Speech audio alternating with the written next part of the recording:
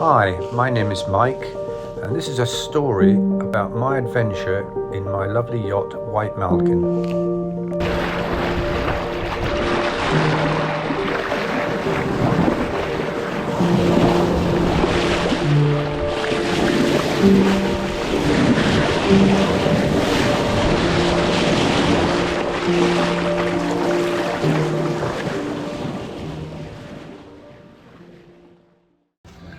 Right, this is a video of them raising the gate.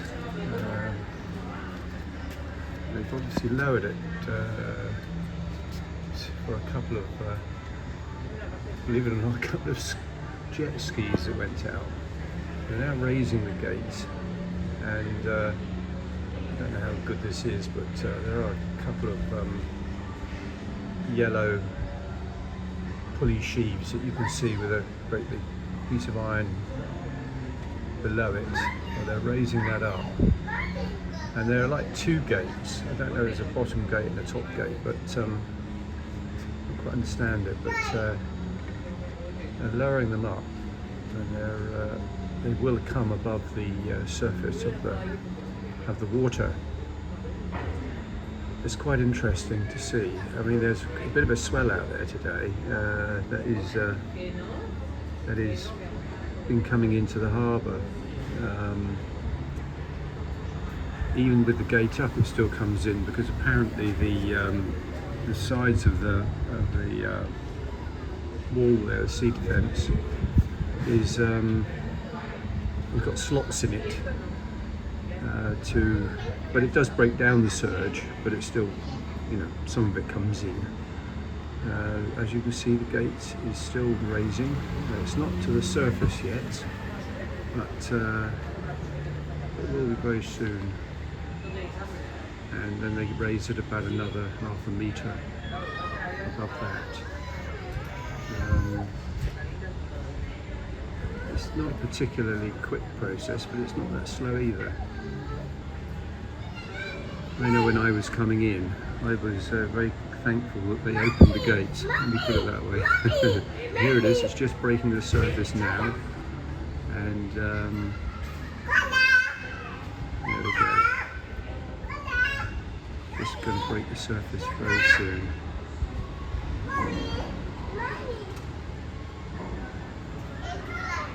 There it is.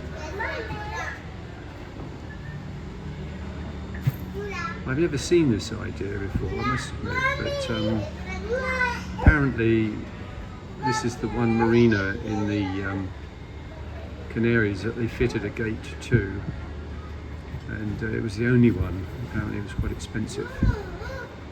That's what I was told. There you go, that is it. That is now in place. So that's what it looks like with the gate up. You're not going to get in with the gate up, that's for sure. And the Fred Olsen Express in the background there, she's rising and lowering on the swell that's coming in, and that's quite a big ship, bigger than what's inside the marina anyway. So panning round, you can see down the very far end, you see the seas breaking onto the shore. That's the swell from yesterday.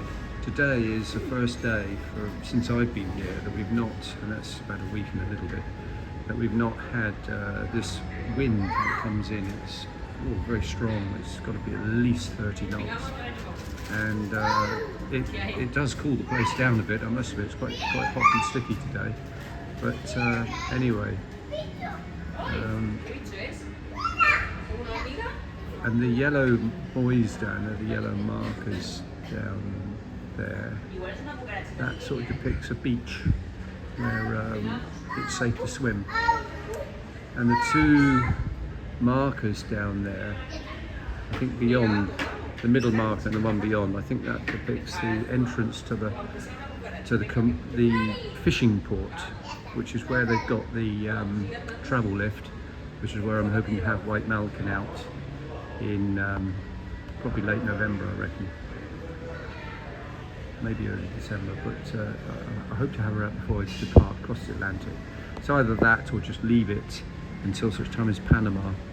But either way, I should bring over some anti-fouling, just so then at least I can anti-foul it before the Pacific anyway, whatever happens. I think she should need a fresh coat of anti-foul for the Pacific. Well, it's Wednesday, the 31st of July. I sound a bit puffed out. I've just walked all the way from the port right the way over there, down there. It's all uphill, the whole thing, but it's quite spectacular. So over there is the harbour, as you can see, obvious thing to say, but that's where White Malkin is. And over there, that's La Gomera, which is another one of the islands, and I understand it's very pretty. This island's absolutely stunning, it really is. The architecture's really great, and it's so green. I mean, look at that up there. I mean, that's so green. It's very tall as well. This is where they had the earthquake a few years ago, I think. But and right over in the distance is the airport. I can actually see the runway from here. So I've got to get there. I've actually booked my flight back now for the 23rd of August. That'll give me plenty of time to do what I want to do here, and then I'll get back to the UK and make all the bits I need to get back in late November to prepare the boat for the Atlantic. But interesting enough, just over there, I'll stand in the road here, right through between the two lampposts down there, that is Tenerife, and you can see how tall and how high. It's 12,000 meters, I think. Isn't it 12,000? No, 12,000 feet, I think it is. The volcano there, but you can see the way it's sweeping up in the above the clouds. So that is Tenerife anyway, and I think that's about 60 miles away, believe it or not. You know, it's very tall, and this place is tall. And when I was sailing here, I could see the 40 miles away. Well, 40 miles at 5 knots. You know, do the maths. You know, it's like a day sail. And anyway, I came here and had to go through round that corner of that end of the harbour there to get in, and it was an onshore, a very strong, it's not so strong today, but it was a very strong onshore breeze. It's a local breeze, they have a name for it, I can't remember what it was now, but there is a name for it. But I know all these islands, they get this local blast of wind that sort of starts about sort of 10 o'clock in the morning and then goes down probably 10 o'clock at night. But yeah, it's quite exciting. So I'm just going to wander down now, and I was looking for a supermarket. I found loads of supermarkets, by the way, but I was looking for a particular one, a huge one. And they've actually got a little here, which is quite interesting. I should use that when I stock up for the Atlantic. But no, I just wanted a couple of things, and need some milk for my tea and coffee. And well, I've got most things on the boat. I'll just eat away what I've got, really. I'm going out tonight for something to eat. I've decided while I'm ashore, I'm going to eat out once a day, and tonight will be my meal out. Yesterday and the day before, I went to this little Club Nautique, and they do these little prawns. I mean, they're a bit bigger than a shrimp, but they're a very small prawn. But by golly gosh, aren't they lovely? And you have to obviously peel them back and all that sort of malarkey. But ever so very, very nice, very sweet. And I've never seen them anywhere else, only here. And yeah, so anyway, I thought I'd give that a rest today, and just enjoy walking around the island. You know, this part of the island, the town. It's a very pretty town, by the way. It's some of the architecture is quite stunning, actually. Very, very old, very traditional, and yeah, you know, it's certainly an island to come to. Anybody who wants to go on holiday to one of these islands, this will make a very good holiday. I'm absolutely certain of that. I'm absolutely certain of it. So very friendly people, very helpful, and it's a very pretty place as well. Anyway, I'm going to carry on walking down to the town, back into the heart of the town, and I'm going to find a supermarket there, I'm sure. They've got lots of spa shops here, so I'll probably pop into one of those. Okay, cheerio, bye for now, bye. Do their fishing, and but it goes around about October time. Every single day they're going to get this blast of wind, and it's wind against current, by the way.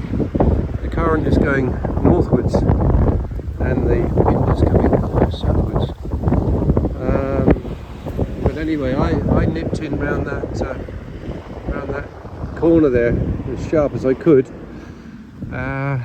just to get out of the wind, because 27 horsepower with 8.5 tons, plus all the wind behind you. I was doing about 8 knots coming around the corner, so it was a bit hairy. I managed to get in through the lock gate, which was closed, but never mind, I managed to get in through the lock gate. Anyway, so I'm now, had a lovely lunch, by the way. Got sweet little prawns and light beer, very nice. So that's where I'm hoping to come out, just there, over there. Get the boat out. We've got cradles which are similar to our own at Marchwood Yacht Club. I don't know, you can only see that one, by the way, but hopefully they've got more. And so I'll see what I can pre-book sometime this week, and see where we go from there. I'm now walking to a chandlery. I've got a few things to buy. It doesn't matter if I don't buy them here, but I've got a few things to buy. So I thought, okay, the boat's all washed off now, she's all good.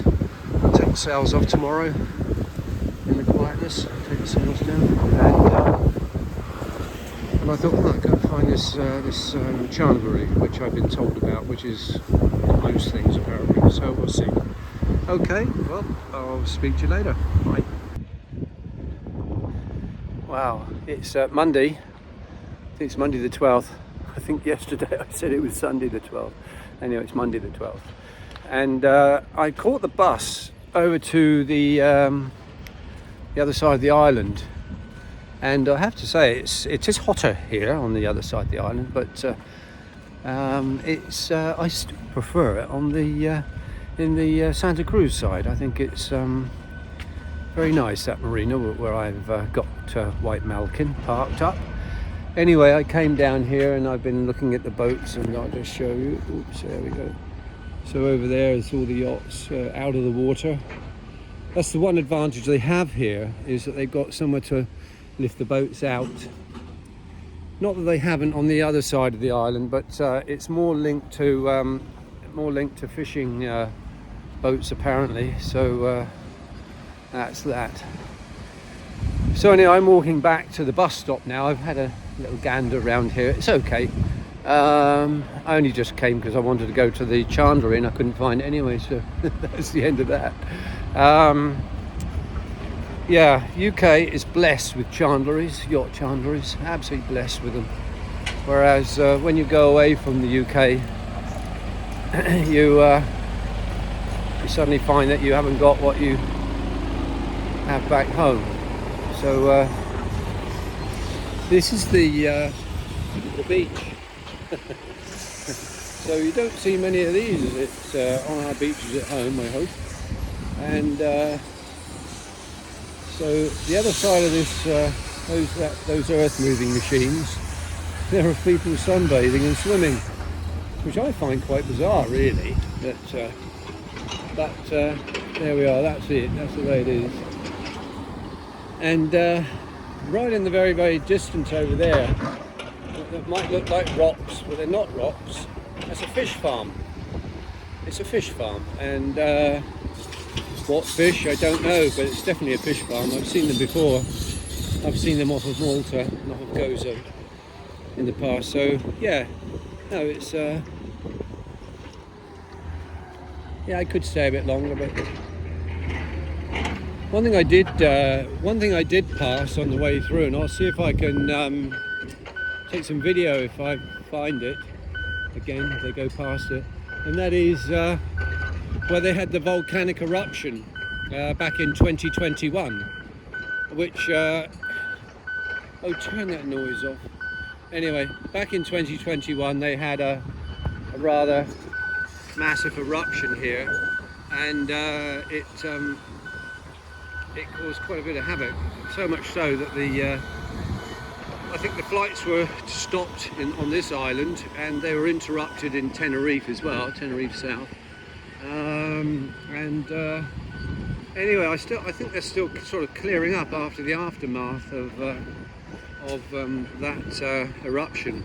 But to see the lava flow, and one of the locals showed me a video of the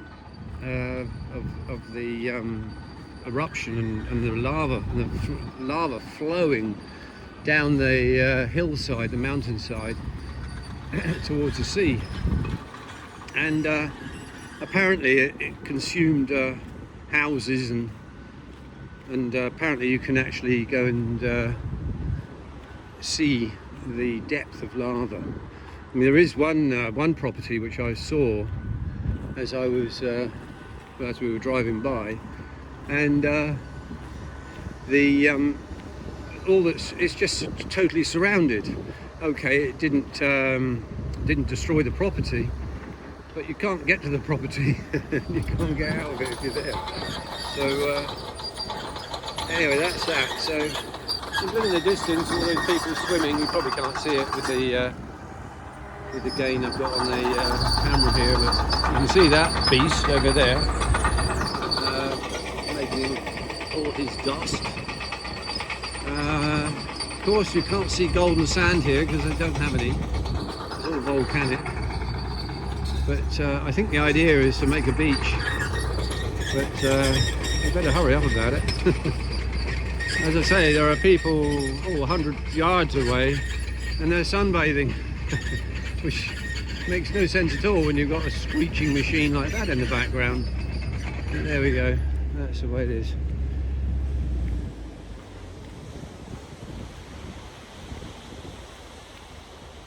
Now, I'm looking for the bus stop, and apparently it's by the roundabout. Now, I do remember the roundabout because that's where I got off the bus, I think it was. So I'll say cheerio, and I'll chat to you later. Cheers.